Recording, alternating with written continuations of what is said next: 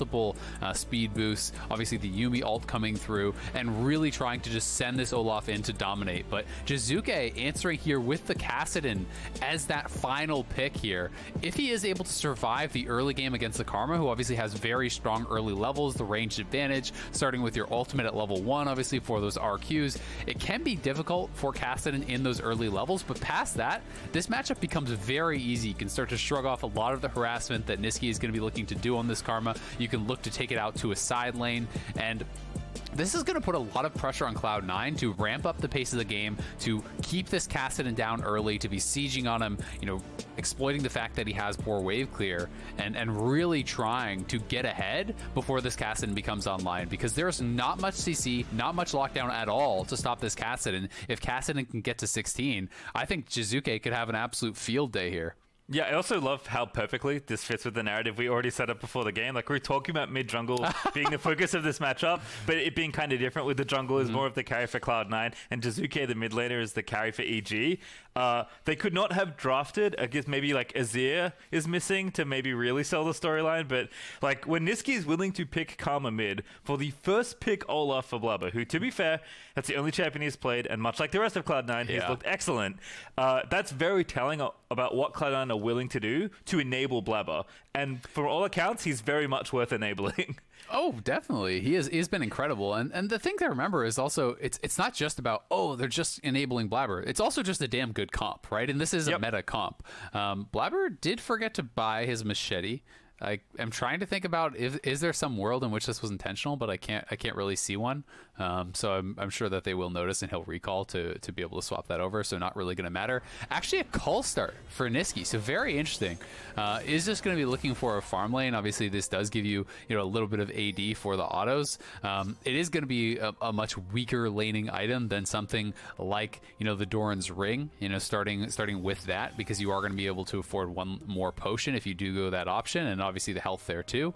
But Nisqy feeling like, hey, if you don't think you can pressure the Kassadin whatsoever, and you do not think that they can kill you with this Kassadin, then just go to farm, right? He's going to want to rush towards the supportive items most likely.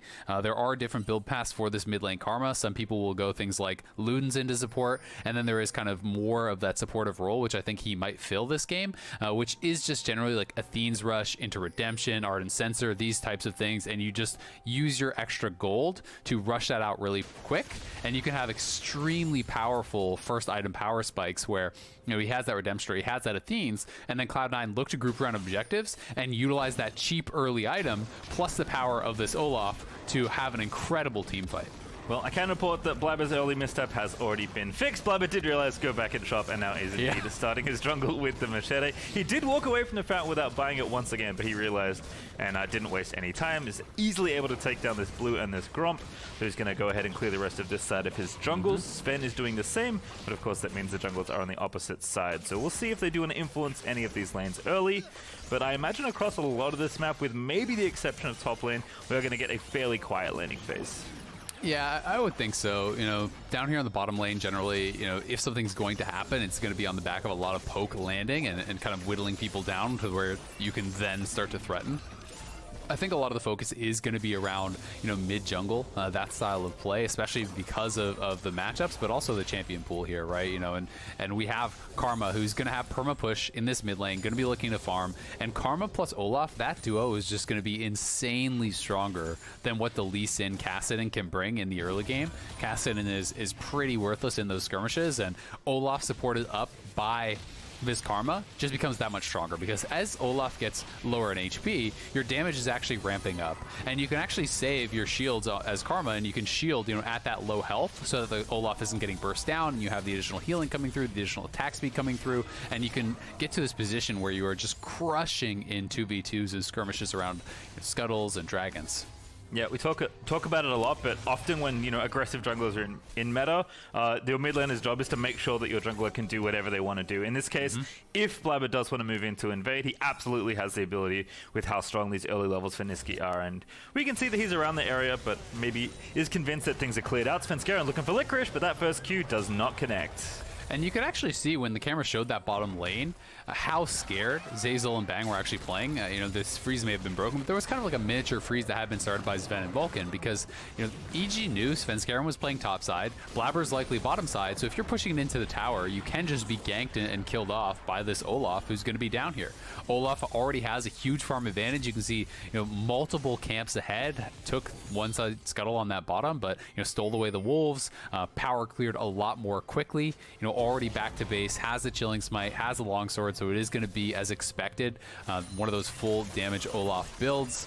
The Warrior, Black Cleaver, Death Dance, that sort of style, I think is really going to be what makes sense here. When you have multiple supportive style champions behind you, you have got to have the damage to kind of justify that backing, because Karma is not someone who's going to have high consistent damage in a team fight. No, you can see Zven though. He's getting the pressure up with Vulcan, but again, we are going to just see probably a lot of trading of farm. Blaber's pressure will help, like you mentioned, kind of balance these lanes out sometimes, but he did go ahead and take the Wolf camp. He's busy just speed farming, currently with a massive XP lead, although I imagine Svenskeren is not too far away from at least level 4. Yeah, there's not that much to catch up on, though, because not only did Blaber do more camps, like he did the 6 camp clear, whereas Svenskeren did a 4 camp clear on his first rotation. Blaber also turned that into essentially a 7 camp clear because he stole away his opponent's wolves, right? So he took something away from his opponent, cleared more of his own side, so he has the respawns coming up more quickly. And you can also see that mid lane is going great. Nisqy has really been using the auto attacks here, you know, trying to get the added damage out of that bonus AD that the call does have. And they're actually looking to set up a dive here. TP coming in. Jiizuke's got a flash. He does flash, but Nisqy has to get out of the way from under the tower. Over Blaber goes, and once again, it's first blood for the Cloud9 jungler. Yeah, very well done here. Despite really respecting that dive, Jiizuke goes down anyway, and I've got to say, he is screwed. Like, I almost feel like game is boom off of mid lane at this point. He had already used his teleport. It is 48 CS to 20 in that mid lane, and dying without TP at this point means you are falling so far behind in experience, so far behind in gold.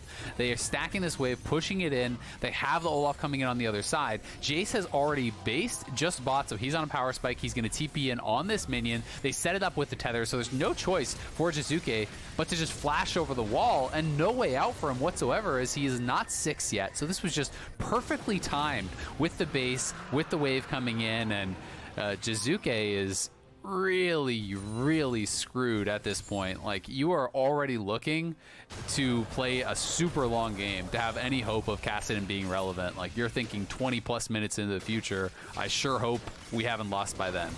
And it gets worse because Blaber got the Drake out of that as well. Kumo, they're going in onto Licorice, trying to slay his old teammate. Does pop the Stormbringer, but Licorice is forced to flash away. Kumo flashes in though. He's going to get the solo kill under the tower. Well done, and that is something that can really open up some opportunities here for EG. The solo kill up on that top side. Licorice not really respecting the Volibear up there, and, you know, got a little bit cocky, I think, going in for an aggressive trade. Had already used his knockback before Kumo had actually jumped in with the ultimate. So, you know, with that knockaway on cooldown, Kumo was able to ult in, get really aggressive, and he got Licorice low enough that he could just flash in to finish him off under the tower. Very well played by Kumo, and this is a matchup especially for Jayce where you're going, you know, lethality here because he wants to play more for the poke style comp, you know, more for later and less for that 1v1. Otherwise he'd be going for things like Blade of the Rune King, Black Cleaver. But if you're armor stacking against a lethality based Jayce and you get ahead, the Jayce damage starts to become pretty irrelevant in that 1v1. So Licorice is very quickly going to lose a lot of his pressure up there. Yep.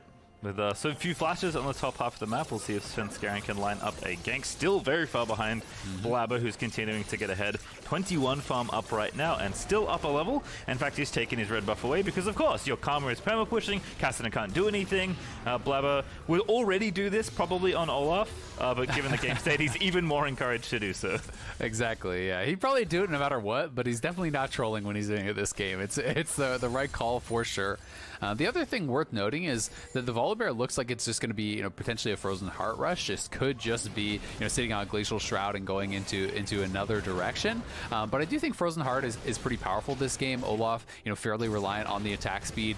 Their AP damage is very low over on the side of Cloud9, especially because Nisqy is actually going for this full supportive style build that I talked about with the Athene's Rush as predicted. So you know, this is going to mean that a full armor stacking Volibear can be very, very difficult to deal with. And, you know, if you aren't able to kind of kill some people off as Cloud9 on the initial push, the team fight is going to get tough because you can send this full armor stacking Volibear jumping into the back line, you know, ulted up by Lulu, massive amounts of bonus health from the ultimates combined there, and it can be extremely disruptive in that team fight.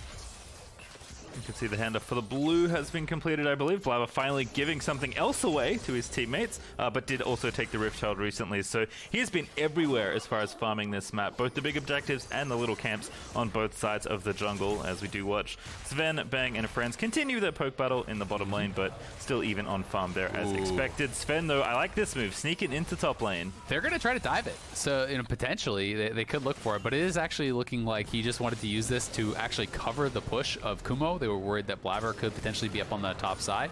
But you always have to remember that, you know, this is actually a really strong diving combo, the Volibear plus the Lee Sin, because you can disable the turrets with that Volibear ultimate, so you can ult in on top of the Jayce, you know, stun him up with your Q. That guarantees that the Lee Sin will land his Q, and that sort of combo with that turret shut off means if you know where Olaf is, that can be a very dead top laner. But Olaf does show up mid, and they are looking to push this in. Again, exploiting that lack of wave clear that Kassadin had. This is something I was talking about earlier, and it's always kind of that stuff of nightmares for Kassadin. You want to have this safe area that you can be farming at under your turret early on in the game. You want to be able to kind of stay away from a lot of these pushing situations where your lack of wave clear really can get punished. Yeah, under 10 minutes, just barely, and the first tower has already been felled. And it's the big one as well, the mid-outer falling, thanks to Blaber's Rift Herald and the pressure they built up earlier in that 1v1. So, as you mentioned, it's going to be an extremely long journey for Jiizuke. But we'll see how that one unfolds much later into the game. On the Nisqy side, the Athenes is already finished. He's got the Aether Wisp as well, and the Forbidden Idol. And the Cull is almost ready to cash in as well. Just 2 farm to go until he's cashed in on that one. So as far as game plans go for Cloud9, up, you know, almost 3,000 gold. Certainly looking good as Bang is getting some harass down in onto Zven. But with how much Zven has lost in this early game and how active Nisqy and Blaber has been, they just really haven't been able to do too much. It's just Kumo's solo kill that's kind of the current bright spot for EG.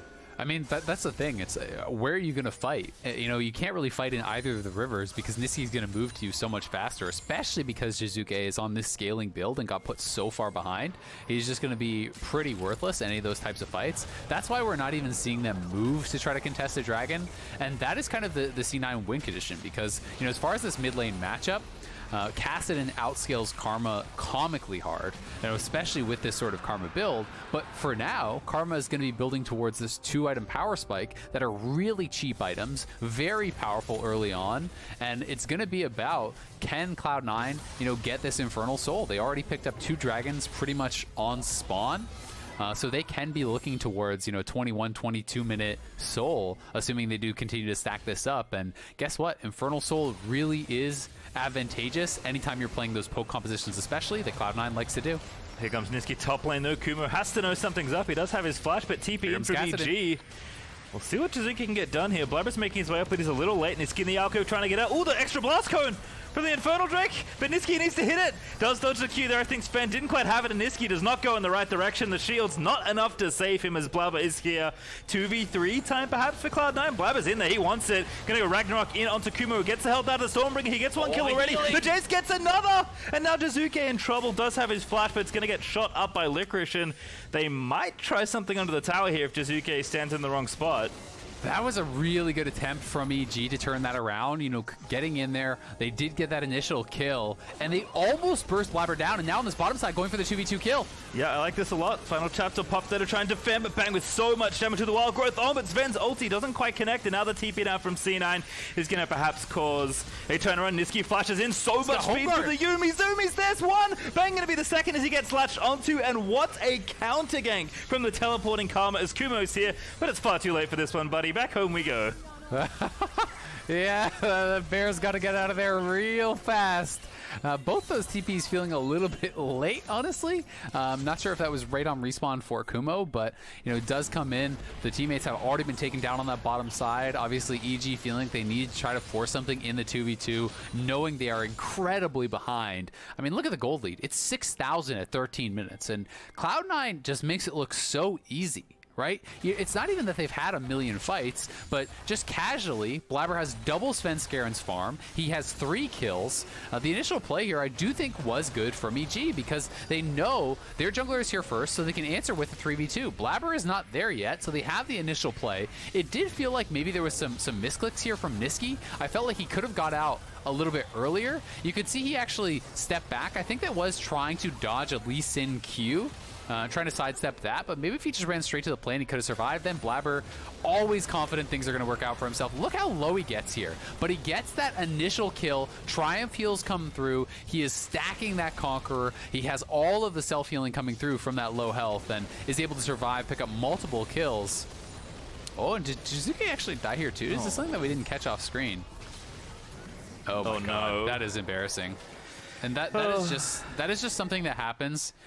I play a lot of Kassadin, and that's just something that happens when you have these games where you're so far behind and everything feels so bad, and you just get in this mindset of, I've got to make something happen. But up on that top side, too late already. Oh my God, that poke is ridiculous. Licorice and Blaber, like 2v3 with Wild Growth used by Zeyzal, get a kill, and they're going for more. Looks like Yuumi's here as well. Okay, so he's a 3v3, now a 3v2. It's a 4v2. Yeah, everyone's up in here. The Ezreal ult's through. Nisqy's coming in. See you later. Zeyzal, Exhaust is down. That will be a trade kill, but Kumo maybe not so lucky to get out of this one alive. He's still ticking up the health for now, but the Yuumi Q from Vulcan hooks around the tower. They'll take it down as well. And Cloud9, I mean... stop it, Pastry. They're already dead. 7,000 gold lead, Cloud9, leave them alone, they have families. This is just an absolute slaughter at this point, but yeah, I mean, Jiizuke now gonna get TP'd on. They'll see if they can catch him. I don't know how many Riftwalk stack he has, but he could be in trouble here. The phase rush is proc, so Licorice has got flash as well. Does not burn it, but does force Jiizuke's summoner away and does get him fairly low. So the threat's continuing. There is also a dragon up in 45 seconds, but that's been very low on the priority list for us today because of how much else has been happening in the top side of the map. But Blaber, I'm going to submit this game as proof when people say I can't carry my solo queue games. I'm like, just look at this man. Yes, he has 2 enchanters on his team. But I mean, you can do it. I don't think Blaber is the good example to be like, just play like Blaber. I mean, the man has like an 80% win rate in LCS. I would never get that in solo queue, so I think it's pretty next level. This man is smurfing LCS at this point, basically. But yeah, I mean, the Dragons, as you say, haven't really been a big focal point, but only because EG has no chance to contest them. They have been, a big effort from C9 to stack them up. And guess what? Again, on spawn, Blaber is there. They are already on their 3rd dragon here at 16 minutes. They're going to be putting themselves on soul point. And now it seems like they actually just don't want to give up anything. So they're actually charging up here to this top side. They're going to try to take away the Rift Herald so that EG can't even have a trade. They get nothing. Cloud9 says, no, we get both objectives. We won't trade for this. We're going to come up, take the Rift Herald away, then go back and still take the dragon, put ourselves on soul point, make sure we get both the Rift Heralds. They're up an enormous amount of gold, and they're really just checking all the boxes to make sure there's no possible way that EG can come through. Even the teleport from Licorice down to that bottom side, forcing out the flash from Jiizuke, making sure that Jiizuke can't pick up any sort of easy gold, is just showing how much they want to keep this Kassadin down, because they know that's a win condition from EG. Licorice also starting to get Kumo somewhat low, but Volibear's health bar can be pretty deceptive. Licorice going to go back, but here comes Blaber. Kumo had to know this was coming all along. Storm bringing it a leap out, but does already flash away, and I think that's just going to be him chased down under the tower. Ragnarok popped on Blaber. Just destroys him before he can even reach the safety of the turret, and it wasn't safe anyway. I mean, he is just so strong, Blaber, and the true damage on the E, really just punching through that final bit of health there from Kumo, making him look like he's not tanky at all. Casual level 12 Olaf here against the level 9 Lee Sin, higher than both of the solos on EG. Also, going to take the tower, going to take the Rift Herald, they're going to take the dragon. There is just really no chance at all for EG in this game, and Cloud9 are leaving not even the slightest bit of doubt as to who the best team in the LCS is. We come into this, everyone is hyped to watch 2 of the most powerful teams from week 1 duking it out, and Cloud9 is saying, yeah, EG might be good against other teams, but they haven't played us yet. Yeah, they'll be happy to at least watch the most powerful team in the LCS, which is very clearly Cloud9 at this juncture. And why not clean up the whole map when you're 8,000 gold ahead at 18 minutes in and your jungler's smurfing in the LCS? I mean, again, Zven and Vulcan are back on screen, but we haven't needed them too much. They've just been happily farming. Even Zven's up 25 CS on Bang. Yep. Yeah, I mean, they haven't been the focus, right? And when you pick Ezreal and Yuumi, they can take over a game. You know, they can be, you know, incredible in the late game and do still have the ability to win early. But you also don't need to really do anything to help them out. They're able to survive pretty much any matchup because they have really good long-range farming. They're very safe against ganks with the, you know, the arcane shift. So there's just a lot going for it, and it's a big reason that we see Ezreal played so consistently. You know, even the ability to take teleport, due largely in part to the safety that Ezreal has, just kind of built into the kit. It makes it feel really, really good to play, and it also is kind of lining up well. You know, you have this quick 2-item power spike that is going to work great with Nisqy. You can actually see double Athenes has been bought for Cloud9, so there's going to be even more healing and kind of surprise shielding coming through in a lot of these team fights. Yeah, looks like also a death cap is coming up next for Nisqy, which I do like, especially as a very snowbally purchase. Kumo, though, in a 1v3. Licorice got him low already. Final chapter is going to get the root, but now it's a 3v4. C9 not going to overstep their bounds, but here comes the cavalry. Blaber and Nisqy rolling in there. And EG better run. Yeah, I don't think it's safe on your own tower. Blaber says, oh, I'll check it out later. Does get himself low-ish, but the heals are massive. He will flash out, but they'll take the tower, at least get it low for now. I mean, Jiizuke does have TP, but he doesn't want to join this fight if he doesn't have to. He needs to pick up farm somewhere. Exactly, and that's why Cloud9 is forcing so hard, because they know even if Jiizuke TPs, great. Who cares? He's not farming in the side lane. The only chance that EG has is Jiizuke getting to 16 and just taking over. So Cloud9 are going to force. They know their win conditions. They know their windows of opportunity. And that is one of the things that makes them so scary with these types of compositions compared to a lot of other teams in the world, is that they recognize we have got to fight. We have got to push the advantages. They're so good at doing it. They have no hesitation to take the fights, to snowball the objectives, and they know how to keep, you know, champions down all the way from their picks in champion select to how they have moved and spent teleports to keep Jiizuke down, to the early tower dive and Rift Herald committed to take away his safe space at farming. Cloud9 has had a very coherent game plan, and they have executed on it pretty much flawlessly so far. Yeah, that last force in bottom lane's like the worst the play has gone so far this game for Cloud9, and they still got a decent amount out of it here. Up 9,000 gold now as the Soul Dragon is up in under 2 minutes. Which, again, we haven't even had a real contest for. It's just been extra farm in Blaber's column. Yeah.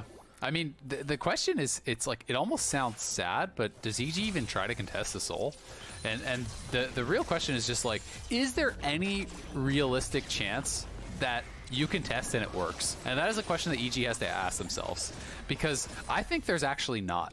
And, you know, as sad as it is to just give up an uncontested 4 straight Dragons and Infernal Soul against Poke Comp, I think they might have a better chance just waiting the extra time, praying that Jiizuke can get to 16 before Elder or something and holding out there. But I mean, it's going to be like a 1 in a million type game at this point already, because their wave clear is pretty poor.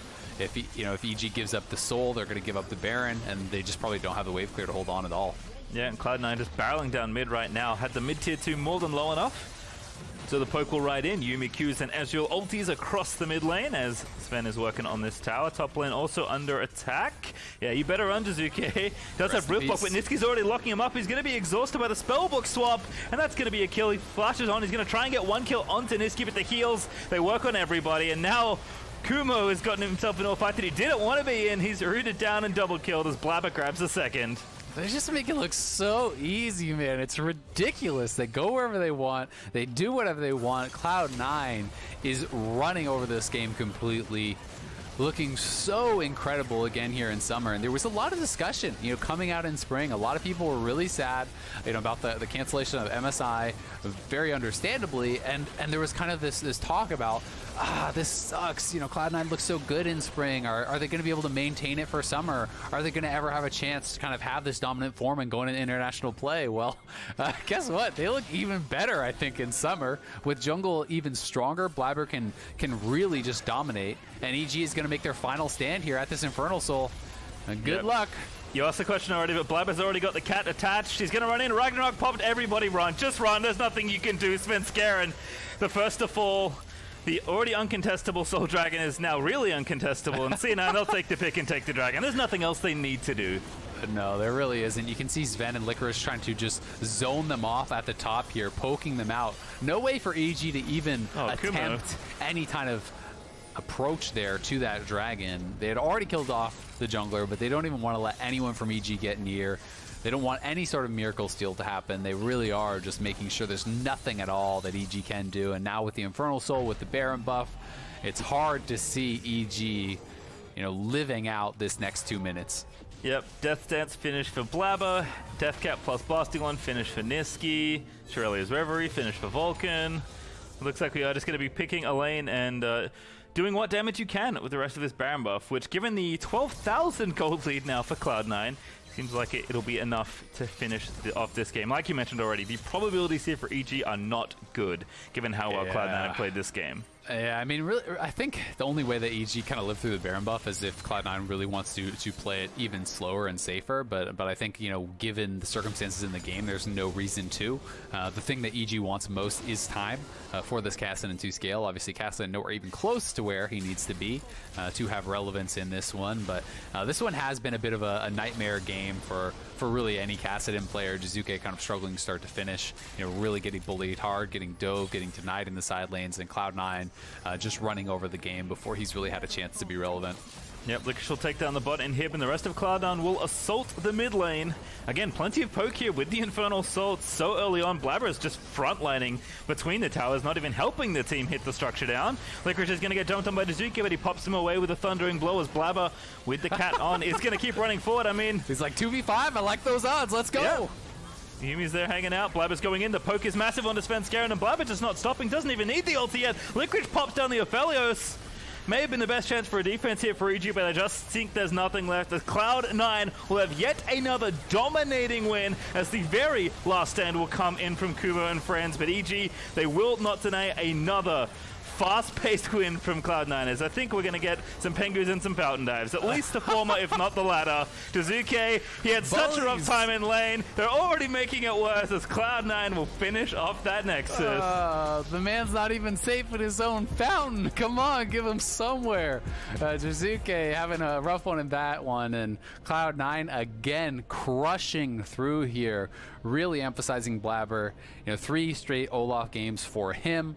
3 straight different looks really for the rest of the team. Have been kind of mixing up things elsewhere, but has really been a lot about Blaber so far in this summer split. And despite the fact that there's a lot of other champions people feel are higher priority than Olaf, at a certain point you're just gonna have to make Cloud9 pick something other than Olaf to show you that they can do that too. I have no doubt they can, as they had a lot of flexibility in spring, but jeez, man, Blaber makes Olaf look so damn broken. He gets so far ahead before anything has ever happened. His laners are always pushing him and there to assist him, and it allows him to have such insane clear efficiency to do whatever it is that he needs to do to have the best possible game for himself, which is then paid back tenfold to the rest of the squad because he gets every dragon, takes every Rift Herald, and he runs over every team fight.